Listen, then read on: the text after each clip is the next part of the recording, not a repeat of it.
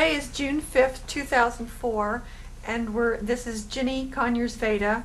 I'm interviewing Doris Conyers, who was a civilian wartime worker during World War II.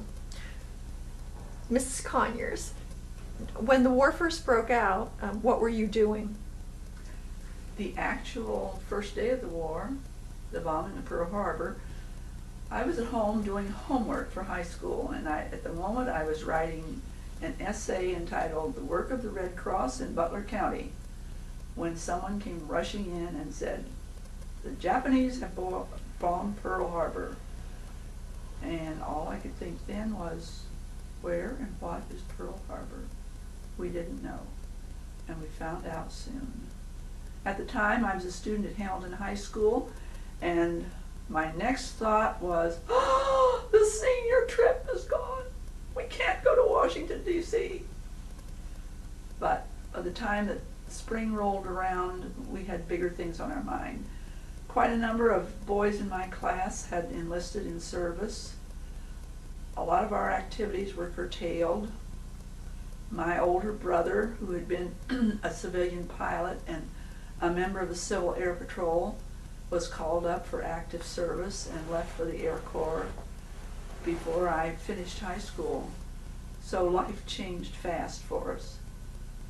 I had been thinking about going to college and was planning to go to the University of Cincinnati to study journalism. But as far as I was concerned, that went out the window because my brother was in the war and I had to help win the war. That's the way I felt about it. I wasn't old enough to work in a factory. At that time, you had to be 19 to work in a war plant. So I took a job as a switchboard operator for a year until I turned 19 the following summer. And then I was old enough to go to work in a defense plant. As a switchboard operator, I made 42 cents an hour. I think that probably was the going rate at that day. I went into the defense plant and I made $1.10 an hour, which was outrageous according to other people. But it was something I could do. I didn't know anything about working in a factory. I soon found out. I had to wear baggy blue coveralls, shoes with steel toes. I became a riveter at the Ford Motor Company in Hamilton, Ohio. They made parts for B-24 Liberator bombers. We made doors and wing sections. My job was to rivet nose wheel doors, and I put in flush surface. I can't think of the name of it right now. Of what you call the rivets that they sink down in a hole. Well, anyway, I did riveting on the doors and worked on a production line. And we worked from 7 o'clock in the morning until 4 o'clock in the afternoon, 6 days a week. We got our Sundays off, but we got no holidays off. I worked on Christmas Day. I worked all the holidays that came on weekdays. And nobody thought anything of it. Most of the people that I worked with were women. Many of them were married and had husbands in service. There were a few men. Some were older men who had worked for the Ford Company when they made parts for automobiles. A few were younger men who were not physically able to be in service. But mostly we were women, and a lot of us were very young women who didn't know anything about working in a factory. But it was important to learn, and we learned and worked hard. You said that you made parts for what kind of a plane? A B-24 Liberator bomber, and I was so happy doing this because that's the plane my brother was flying in Europe. He was the pilot of a B-24 Liberator bomber, so I thought I was winning the war single-handedly. You brought a picture of what you looked like when you were, no, the one in the frame. Where's the picture of the frame? Yes, the picture of you in your overalls with your steel-toed shoes and my cardboard lunchbox. a cardboard lunchbox. There was no metal to make lunch boxes. So lunch boxes were made of cardboard. So this picture would have been taken when you were 19 or 20? Probably 20. Okay. So 1944. Mm-hmm. Okay, good. Thank you for showing us that. You're showing your picture. You said that you worked 6 days a week. Did you work different shifts or? No, the department I worked in only ran one shift, but in the factory where I worked, they ran 24-hour shifts, and some of my friends were working different shifts. I didn't have to. Did you get to know the people well that you worked with, or? Yes, I made new friends. I met a lot of people that I normally would not have met in my life. When I first began, I was a helper to a man who had worked in the factory all his life, was a person I would never have met in my normal life, and it was very interesting. I learned a lot. I grew up a lot working there because I was a very naive young girl and didn't know a lot of things. And learned a lot there. I learned a lot there. At the Ford Motor Company at that time, were the workers unionized? Yes, they were. They were part of the UAW-CIO. And this is my first experience, of course, working but being in a union. I had to join the union. It was a closed shop. I had no choice. And there was no problem until we came up to June of 1944. They had been having labor problems within the union. There had been all kinds of meetings. I didn't attend any meetings because I didn't think it applied to me really. I was just there for the war and that was it. But the men who belonged to the union were really upset about some kind of decisions that the union had made. I didn't know. I did know that occasionally there was money deducted from my paycheck with no explanation given except it was a union thing. I didn't know what the money went for. I knew I paid dues, but we'd have these special assessments because the union wanted money and I didn't know what it was for. Well, the men evidently weren't happy with the explanation and they voted to go on strike. This made the women very unhappy because most of them had somebody in service. And the strike was called for June the 6th, which turned out to be D-Day. Of course, they did not know that when they called the strike. But it was set for 11 o'clock on June the 6th, and the signal would be the president of the union would walk down the aisles of the factory carrying his lunchbox like he was going home. And that was to be a signal for all the rest of us to walk out. I learned this when I went to work on that morning of June the 6th. But I didn't think it would happen because we already knew the invasion had started. I heard this when I got up in the morning on June the 6th. And on the way to work, people would be standing on the street talking about it, and I would hear what was happening. We went to work and we worked for a couple of hours, and at 11 o'clock, the president of the union went walking down the aisle with his lunchbox. Nobody in my department followed except a few men. The women all kept working. And we just stayed where we were and kept working because a lot of these women had husbands in Europe. They knew they were in the invasion.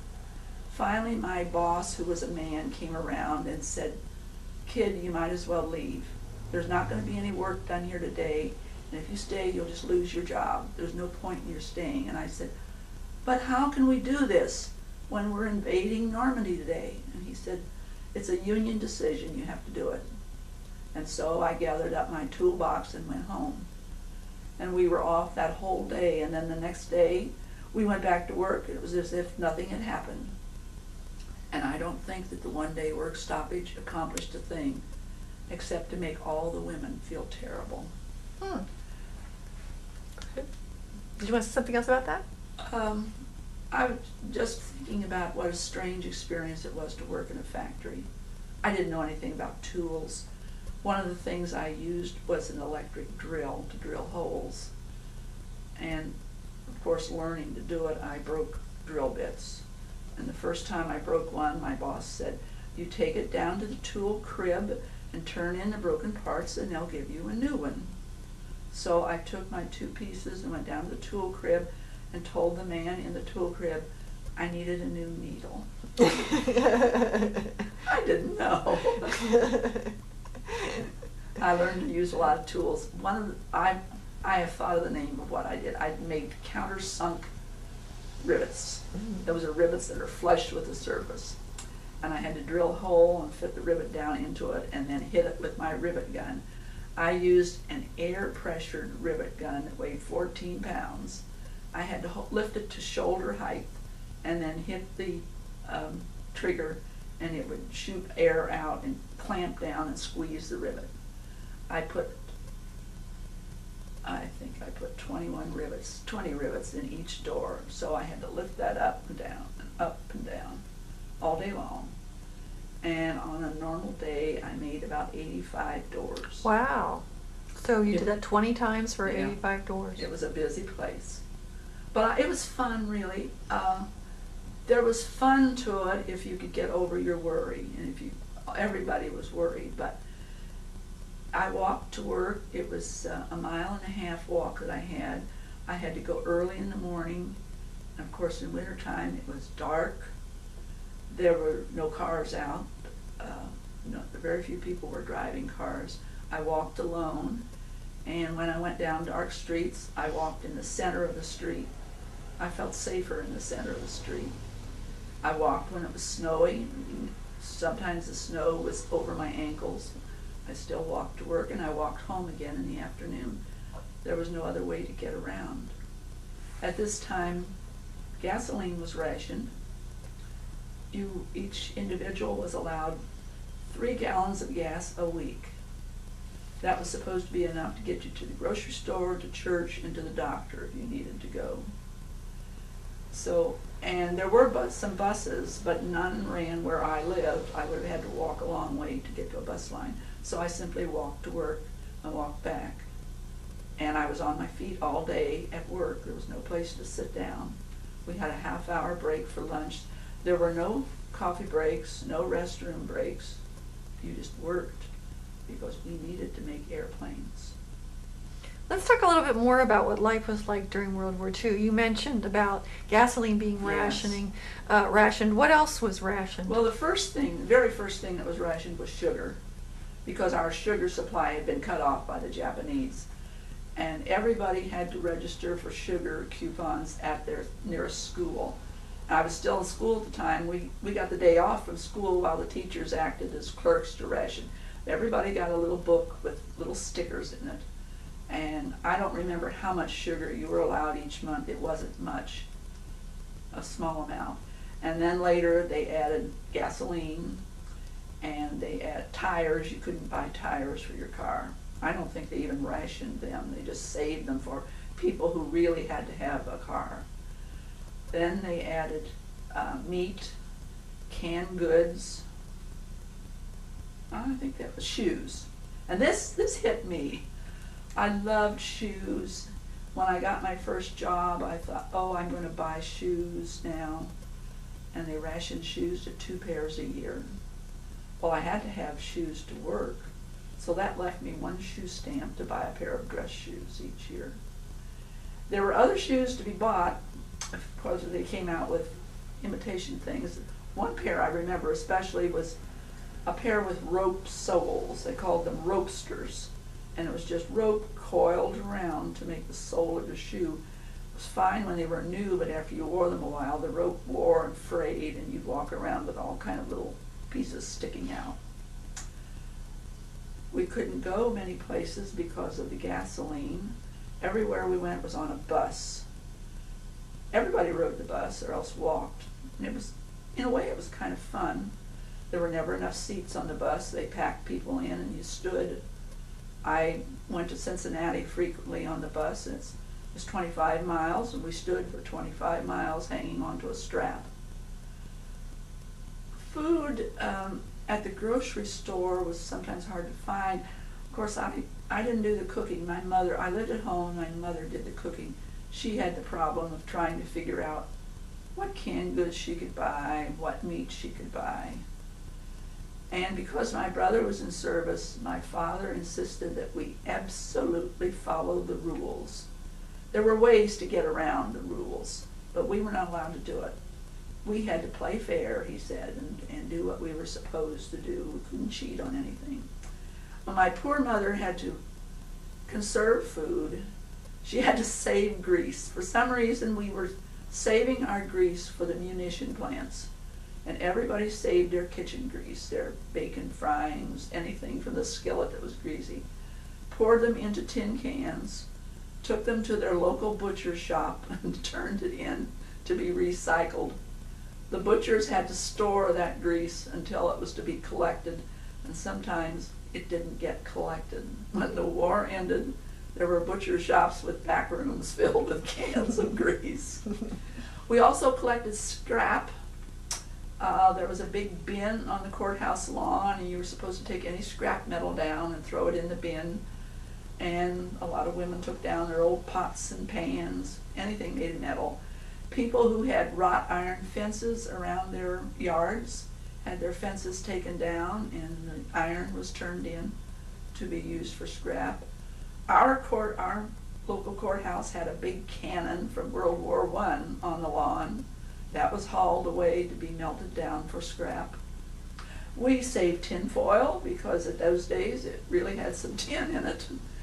We saved all the wrappers from chewing gum. You had to peel off the tin foil, put it in a ball and save that. We saved toothpaste tubes because that was aluminum and they needed that. Anything that was metal had to be saved. It was hard buying anything made of metal because everything went for the servicemen.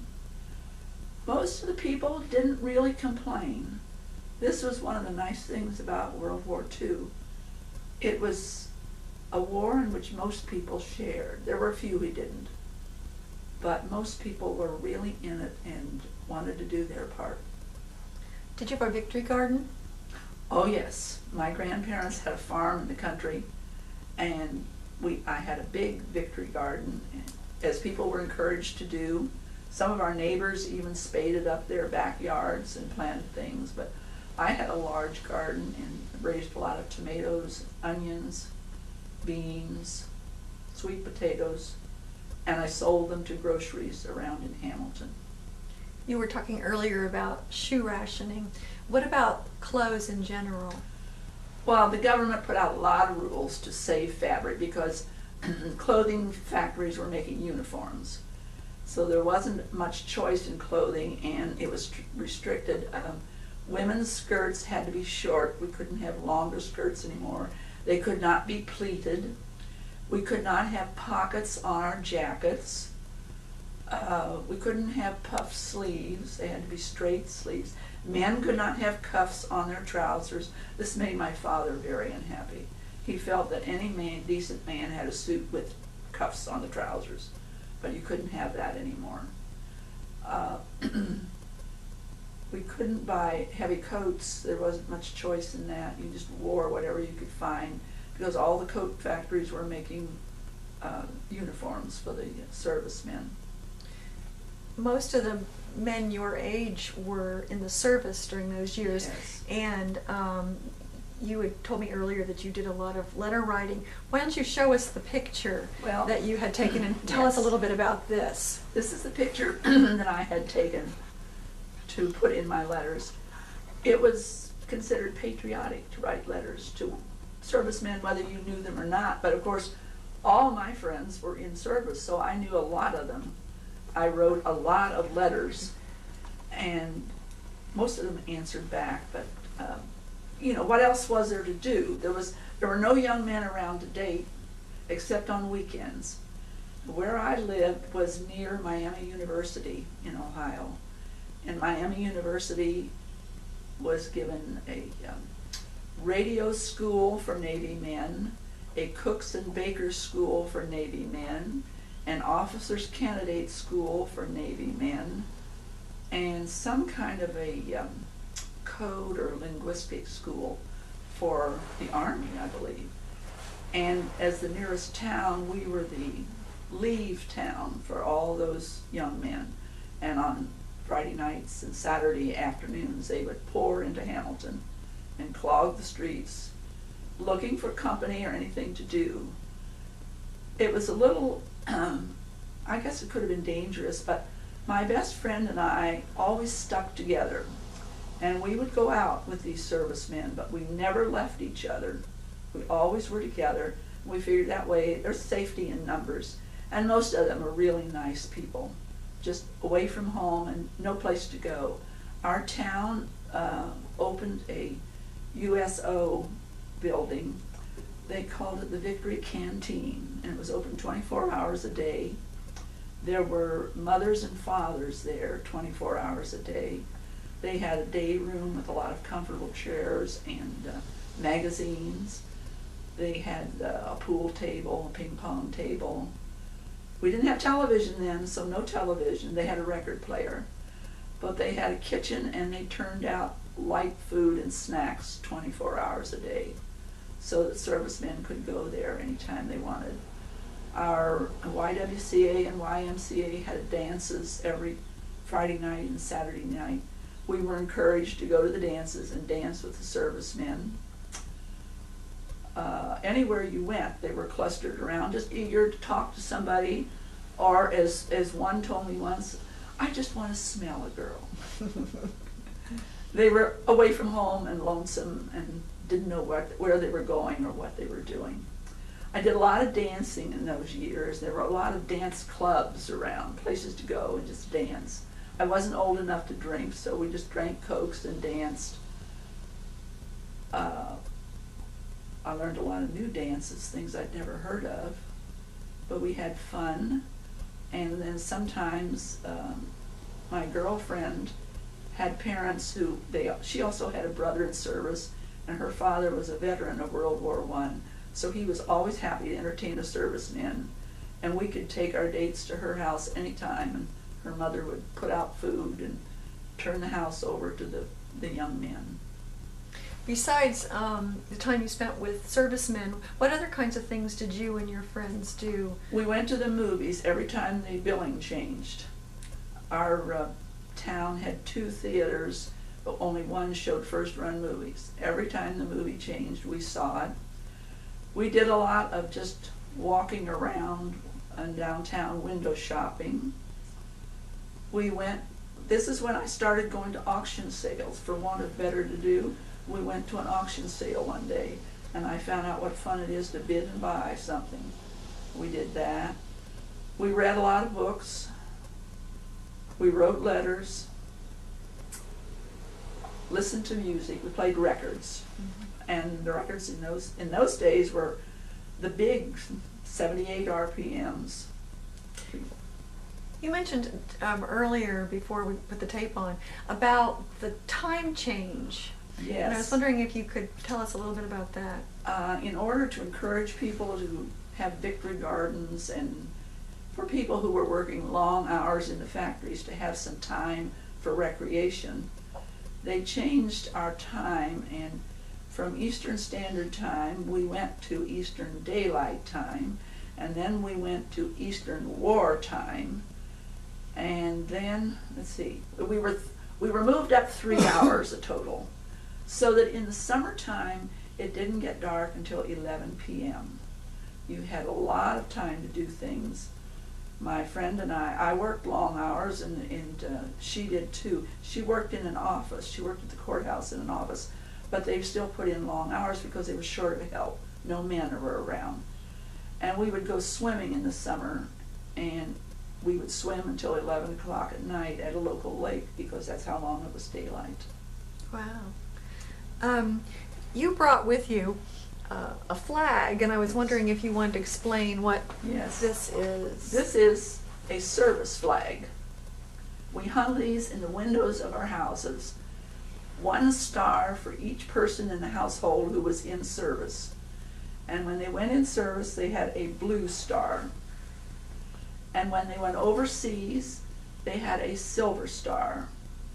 And if there was a casualty, the star turned to gold.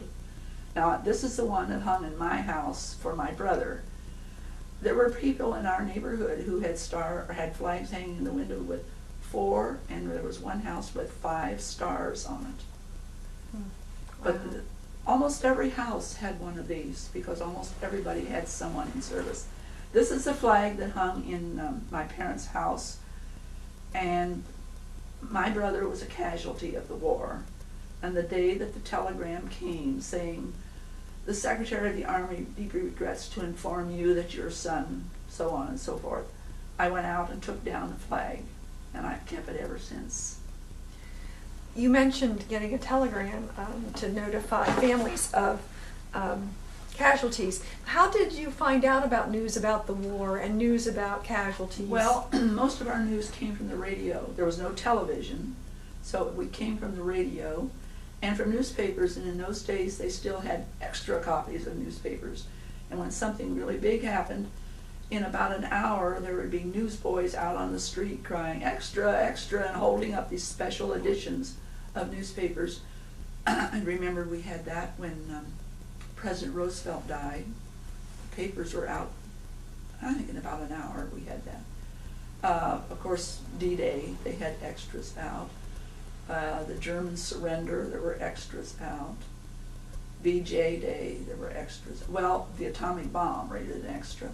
The first atomic bomb and VJ Day, they had extras. But mostly people clustered around radios, and we read about casualties in the newspaper or heard it on the radio.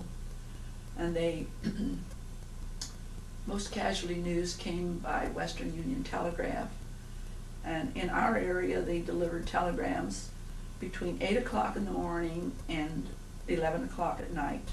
They didn't deliver any at night.